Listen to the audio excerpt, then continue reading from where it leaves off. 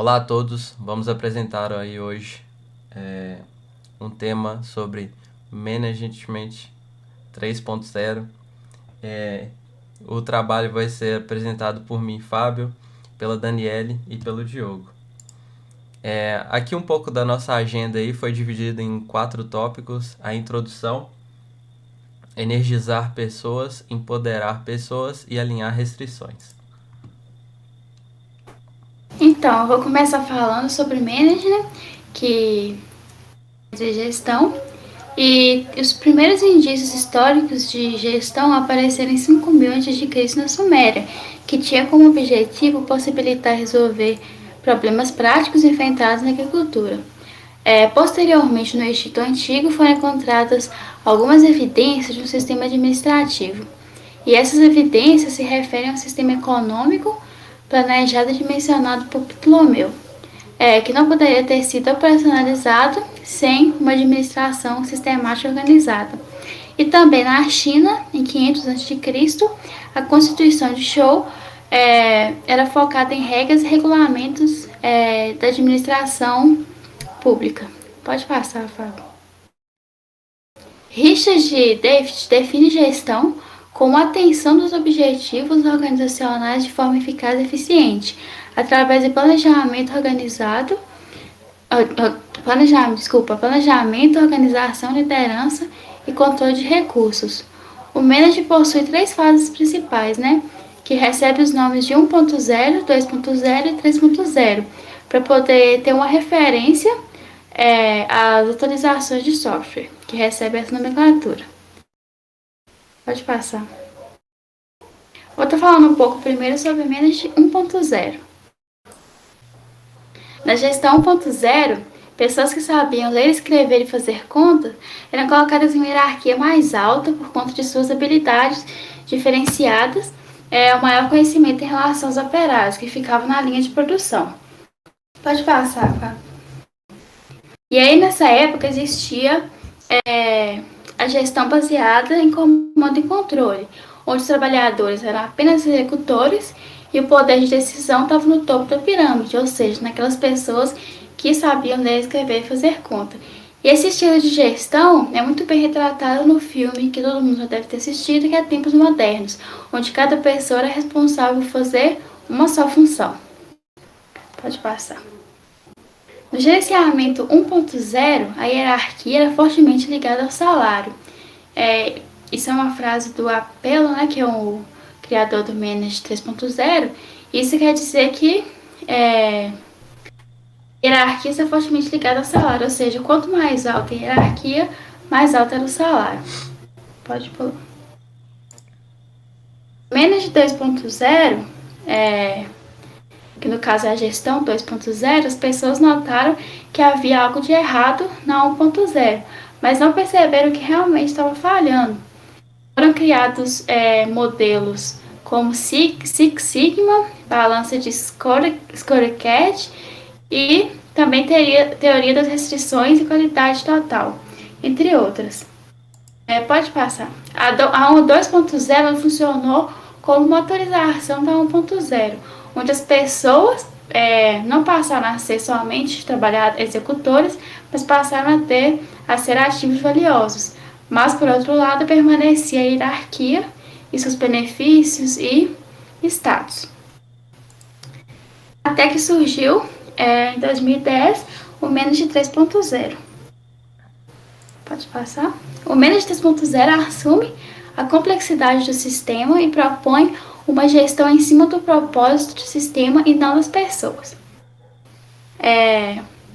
Pode pular. Aí, no Manage 3.0, ele elimina a cultura das organizações em hierarquia e passa a representá-las como um monstrinho. Esse monstrinho é chamado de Marte, que, eliminando as ideias de caixa muito bem delimitadas e com caminhos únicos de comunicação, ele apresenta 6 visões, que devem ser mantidas e cultivadas, que são elas: energizar pessoas, empoderar pessoas, alinhar restrições, desenvolver competência, crescer a estrutura e melhorar tudo. E agora iremos apresentar as 3 primeiras. Bom, na visão 1, energizar as pessoas, Vamos falar aí um pouco da motivação extrínseca. E o que vai ser essa motivação extrínseca? Vai se referir a algo exterior, que não faz parte da essência de alguma coisa ou alguém. Pode indicar também algo que é estabelecido por convenções, como o valor convencional de uma moeda. Por exemplo, seriam não gostam e não querem trabalhar, e a melhor forma de atingir uma alta performance é oferecendo a elas dinheiro como um fator motivacional, colocando metas e resultados esperados para que a pessoa tenha algum retorno. Essas são motivadores extrínsecos. Eles mexem mais com o racional e podem servir para algumas situações e contextos. Onde, tipo, vamos supor, por exemplo, você oferecer um trabalho para alguém, tipo, pagar muito bem, ele vai ter aquilo como motivação extrínseca. Vamos falar um pouquinho aqui agora sobre os pontos negativos. A gente pode aí destacar 5, que seria a destruição de motivadores intrínsecos, vício por motivadores extrínsecos, competição não sadia entre colegas, queda de performance na solução de problemas, falta da otimização de processos chaves. Agora falando um pouco aí da motivação intrínsecos, a gente pode definir como que faz parte da essência de alguma coisa ou alguém, e pode indicar também algo que não é estabelecido por convenção, como o valor real de uma moeda de uma obra de arte. Tem sua origem na palavra do latim aí, latim intrínsecos. Os trabalhadores querem fazer o trabalho em que as pessoas têm uma necessidade de autocontrole e autogestão na realização dos objetivos. Uma abordagem muito aceita é que a criatividade é baseada em motivadores intrínsecos e que o desejo de realizá-la não está somente em obter recompensas externas. Pelo contrário, recompensas externas podem ser um fator inibidor para a criatividade. Então, quando tem a motivação intrínseca, né, você tem uma liberdade muito maior para estar dando sua opinião sobre algo e estar tentando fazer alguma coisa diferente, não só focada em receber alguma coisa depois. Bom, na visão 2, empoderar pessoas. Vai ser o medo de delegar, né? Grande parte do problema com delegar o controle para o time está no medo dos gerentes perderem seus espaços e, por consequência, seus status e posição. Na visão do Management 3.0, como lidar, você deve se tornar dispensável para que o seu negócio siga de forma auto-organizada. E ao contrário de ter menos status por ter menos controle, você tem mais status por fazer parte da construção de times e produtos vencedores. Quanto melhor for seu time, maior seu poder. E para ter bons times, você precisa empoderá-los. Aqui a gente vai falar um pouquinho sobre os níveis de delegação, né? Empoderar ou não. Não é uma questão de dar ou não poder, é preciso alinhar o quanto cada assunto pode ser delegado. E aí foi proposto aí 7 níveis de delegação. O primeiro vai ser o fale, que vai ser o gerente toma as decisões e apenas comunicar ao time. A venda, o gerente toma a decisão, mas tenta ganhar o acordo do time vendendo a sua ideia para eles. O consult, né, convida seu time para participar da decisão, mas ainda a decisão final pertence ao gerente, mas vai ter o diálogo ali entre o time. O concorde, o gerente convida seu time para participar da decisão e chega a um consenso com ele sobre o que deve ser feito. O aconselhe, o gerente influencia seu time na decisão, mas eles tomam a decisão. E o pergunte, onde o time toma a decisão e depois eles convencem o gerente do que foi melhor. E o delegue, por último, vai ser onde o time vai tomar a decisão e o gerente não precisa participar disso. O Management 3.0 vai trazer um checklist que pode ser uma ferramenta interessante para expressar alguns pontos de vista sobre a delegação de atividades.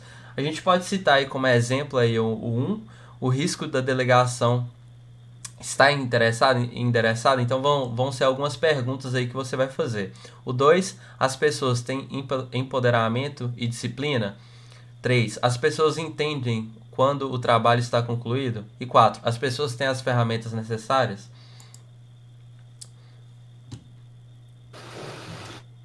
Agora nós vamos falar da visão 3, que é alinhar restrições.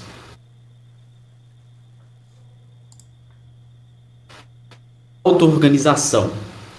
Muito se fala em times auto-organizados, mas qual o papel da gestão em times que, em teoria, se organizam se há necessidade de intervenção de terceiros?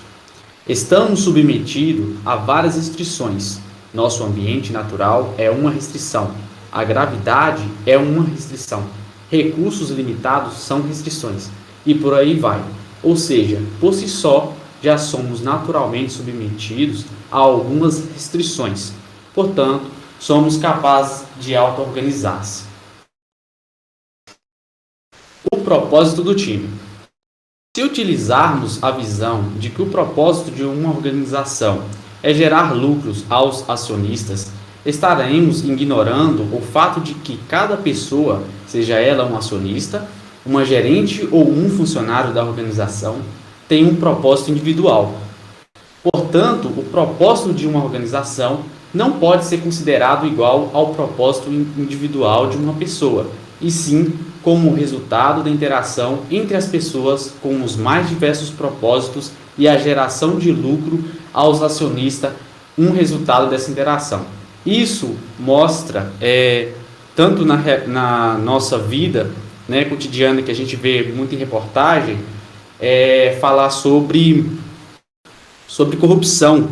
E esse é um grande fator, né? O propósito individual na empresa faz algumas pessoas irem por mau caminho e se corromperem. Aqui nós vamos citar alguns propósitos, né? Algumas perguntas que a gente deve fazer. Segue um pequeno checklist para te ajudar a criar um propósito compartilhado.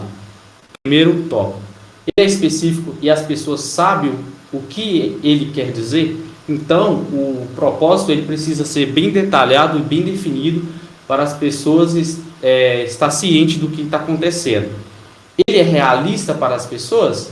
Será que ele é realista? Será que ele é confiável, é verdadeiro? 3. Todos estão de acordo com o objetivo e se sentem responsáveis por ele?